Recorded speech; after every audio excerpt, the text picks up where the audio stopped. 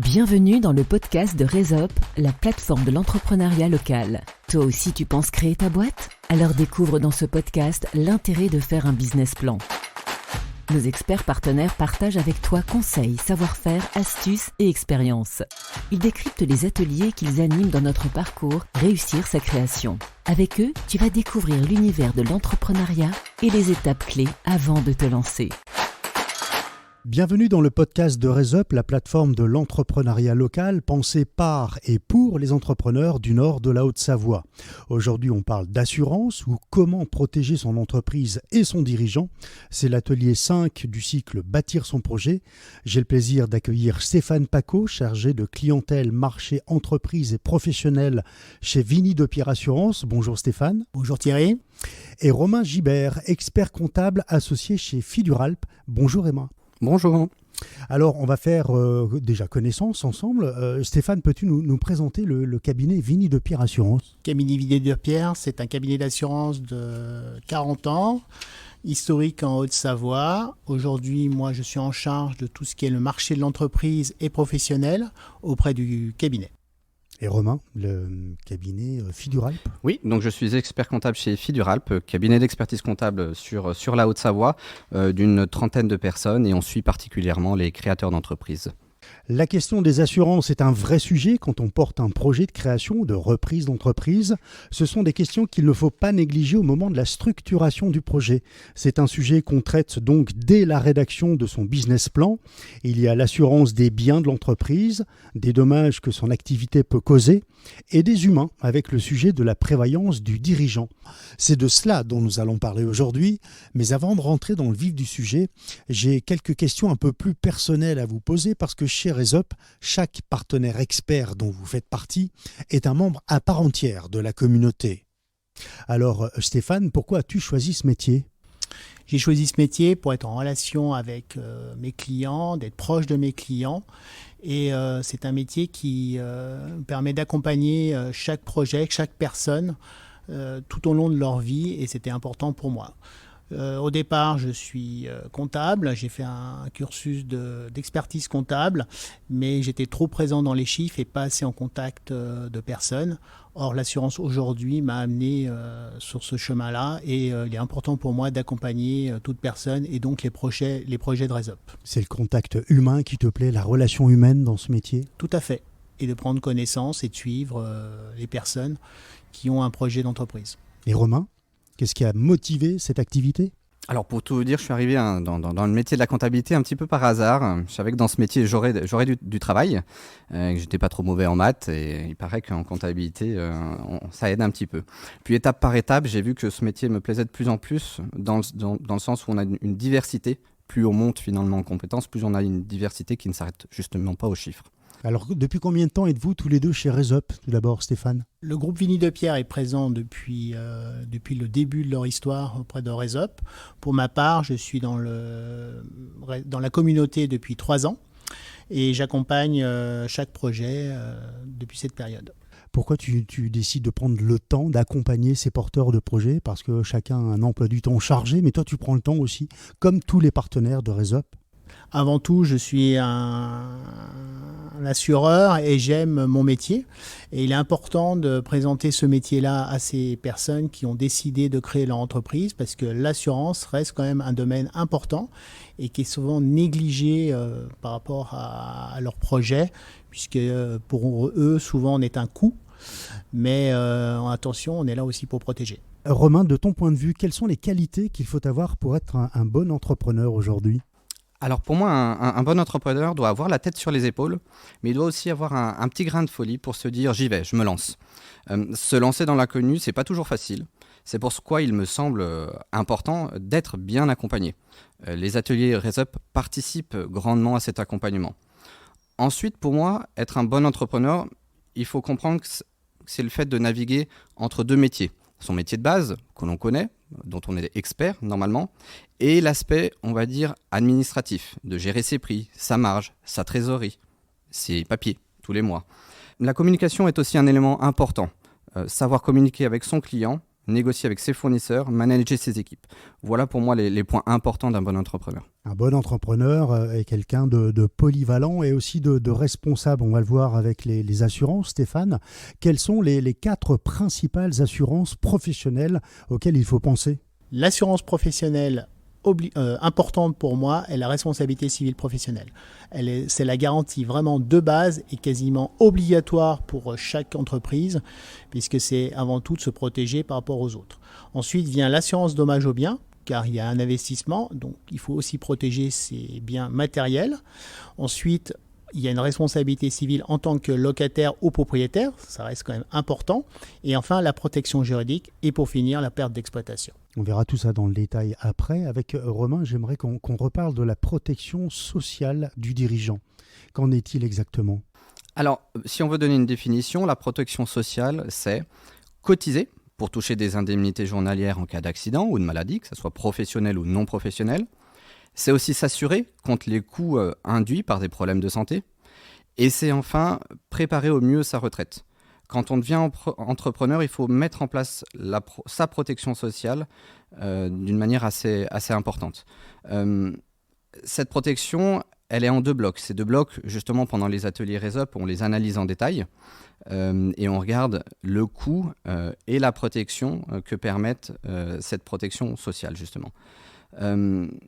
Pour résumer, sans en dire trop sur ce qu'on déroule pendant les ateliers, on peut dire qu'il y a un bloc obligatoire, c'est ce qu'on s'apparente à la sécurité sociale. C'est le minimum de protection sociale pour lequel on est obligé de cotiser. Et puis, il y a un bloc facultatif, assurantiel. C'est tout ce qu'on va pouvoir agréger autour du bloc obligatoire, à la carte, en fonction de ses besoins personnels.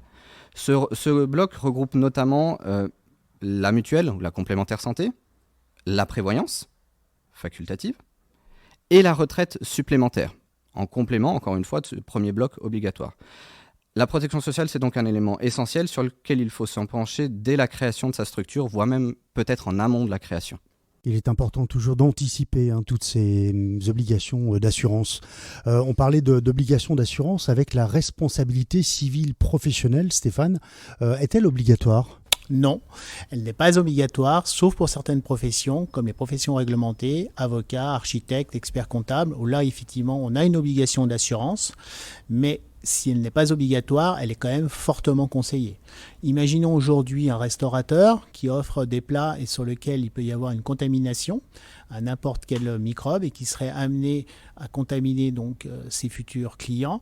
Sa responsabilité civile serait donc engagée. S'il n'en a pas, il faudra donc qu'il amène à payer à titre personnel tout dommage causé à ses clients. Donc oui, je considère que l'assurance civile professionnelle est quasiment obligatoire aujourd'hui. Qu'est-ce qui est considéré comme un bien de l'entreprise et qu'est-ce qu'on peut ou qu'est-ce qu'on doit assurer dans l'entreprise, Stéphane ? Un bien d'entreprise est un investissement souvent, donc par du matériel, une machine. Vous prenez l'exemple d'un décolleteur, il aura une machine-outil qui va coûter plusieurs millions d'euros, donc il aura besoin d'une assurance, c'est ce qu'on appelle donc l'assurance dommage aux biens du matériel. Une entreprise n'est ni plus ni moins qu'une grosse maison avec du mobilier et il a besoin donc d'assurer ce mobilier. D'autant que c'est son outil de travail et qui doit être protégé par rapport au chiffre d'affaires qu'il doit en dégager. Là, on parle d'assurance matérielle, on va dire. Comment on peut définir la protection juridique ? Une protection juridique, c'est avant tout pour le chef d'entreprise, une assistance juridique où il peut se renseigner très rapidement auprès de juristes compétents sur toutes les formes de législation et obligations qu'un chef d'entreprise doit connaître. Ça, c'est sa première forme. Ensuite, s'il y a un litige et que son entreprise est concernée par rapport à un contrôle fiscal ou tout autre problème, il va y avoir une protection juridique qui va se mettre en place. Et là, on aura des avocats qui vont défendre les intérêts du chef d'entreprise. Je dirais que la protection juridique protège la responsabilité du chef d'entreprise. Elle vient même en complément. La responsabilité civile professionnelle va couvrir les éventuels dommages qui seront amenés à être payés. Par contre, la protection juridique va défendre les intérêts du chef d'entreprise au travers de litiges qu'il peut avoir avec des tiers. Alors, quelles sont les assurances de base minimales, je dirais, pour une entreprise ? Alors sans être trop redondant, évidemment, la responsabilité civile professionnelle, puisque là, il se protège vis-à-vis des autres. Ensuite, l'assurance dommage aux biens, donc là, c'est protéger son investissement et tout autre dommage qu'il pourrait avoir par rapport à un vol, incendie, dégâts des eaux sur son propre matériel. La protection du dirigeant et des salariés, mais là, c'est plus Romain qui doit... Qui doit intervenir. Alors Voilà. Romain, on est mieux protégé en société, en dirigeant, salarié. Quelle est la meilleure solution ? Donc, si on parle de protection sociale du dirigeant, et pour te répondre simplement, je dirais que non. On n'est pas forcément plus protégé en SAS, en étant dirigeant salarié. Petit point là-dessus d'ailleurs, le statut juridique, vous le voyez en épisode 2, mais c'est pas forcément la forme de la société qui fait la protection. Il existe évidemment des différences, mais ce qui compte le plus, c'est qu'est-ce qu'on va inclure dans son package protection sociale. Quelle protection au pluriel ? Quel contrat on va souscrire ? Au-delà de ce que j'appelais tout à l'heure le bloc obligatoire.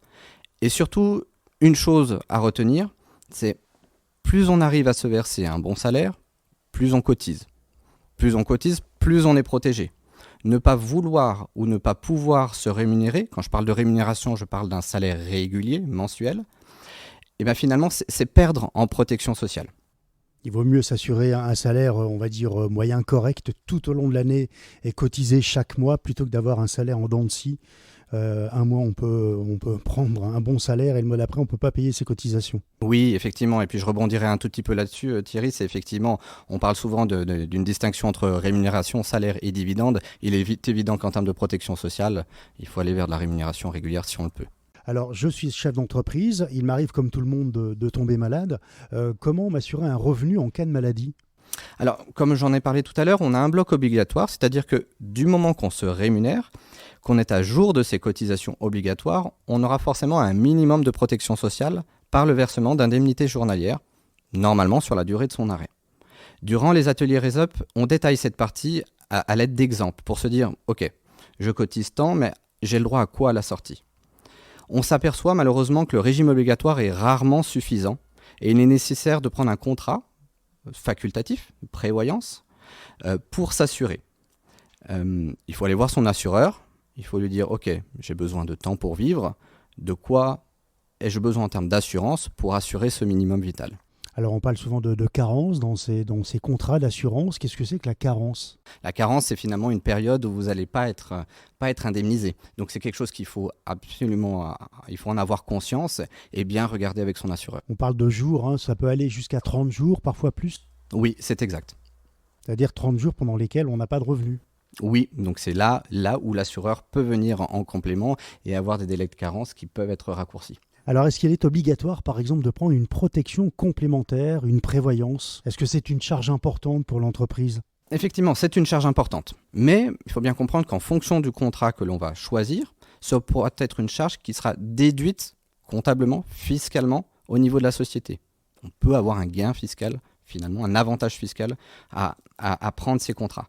Il n'y a pas d'obligation sur ces contrats, mais évidemment, c'est fortement recommandé et dès l'installation, dès la création de son activité. Car il faut bien comprendre que quand on crée, on est fragile. Le chiffre d'affaires dépend essentiellement de nous, c'est-à-dire que si on est en arrêt de travail en tant que porteur de projet, en tant qu'entrepreneur, on n'a pas de chiffre d'affaires. Si on n'a pas de chiffre d'affaires, on n'a pas de ressources pour payer ses charges et donc rien pour se payer soi-même. Il est donc essentiel d'avoir un revenu de substitution. Alors, en tant que chef d'entreprise, Romain, est-ce que je cotise aussi à la retraite et comment je cotise à la retraite ? Alors, j'ai envie de dire oui et non. Tout dépend de sa situation. Si, évidemment, on ne se rémunère pas, on ne touche pas de salaire, on n'a pas de cotisation. Si on ne cotise pas, on ne cotise donc pas à la retraite, on n'a pas de droit à la retraite.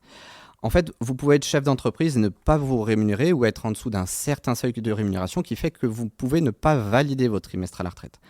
Mais j'ai envie de dire, du moment qu'on arrive à atteindre un certain revenu, on cotise, comme tout salarié, au régime de base, au régime complémentaire, et si on prend une assurance en plus, au régime supplémentaire sur la retraite. On ne peut que conseiller de prendre une assurance complémentaire à la retraite ? Oui, alors pas forcément sur un démarrage. Il faut d'abord penser à se rémunérer justement, avoir assez de trésorerie pour se rémunérer, mais dans un temps moyen ou court, arriver quand même à prendre un contrat facultatif sur cette retraite est important. Je dirais que plus on part tôt, plus on cotise tôt, mieux est la retraite quand on peut la prendre.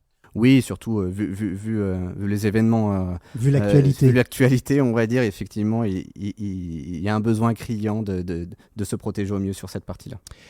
Alors, on va parler des mauvaises croyances ou des croyances infondées au niveau des assureurs. On les appelle parfois, à défaut, les assureurs voleurs, Stéphane. Alors, comment faire pour démonter cet argument ?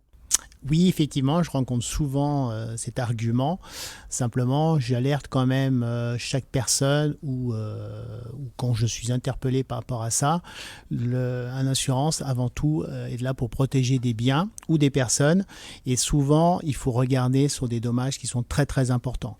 Si vous prenez l'exemple dernièrement sur les catastrophes naturelles, l'assurance est quand même bien présent et intervient auprès de chaque personne ou tous ses clients. Souvent, ils sont critiqués. Pourquoi ? Parce qu'en fait, il y a un problème d'indemnisation. On reprend l'exemple de la catastrophe naturelle.